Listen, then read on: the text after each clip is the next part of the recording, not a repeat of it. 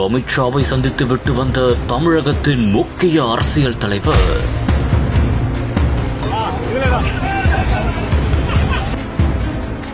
2026ஆம் ஆண்டு தேர்தலை புரட்டி போட போகும் ஒரு சந்திப்பா?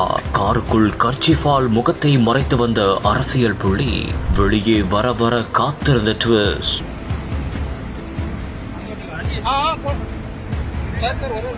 யார் இந்த அரசியல் தலைவர்?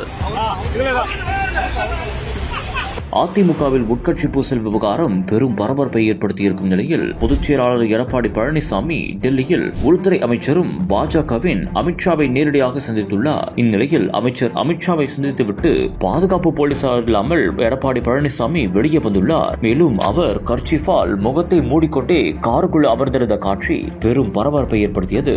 மேலும் அந்த ஒரு கார் மின்னல் வேகத்தில் அங்கிருந்து சென்றுவிட்டது. இந்த ஒரு காணொலி சமூக வலைதளங்களில் தற்போது பெரும் பரபரப்பையும் அதிர்ச்சியையும் ஏற்படுத்தி இருக்கிறது.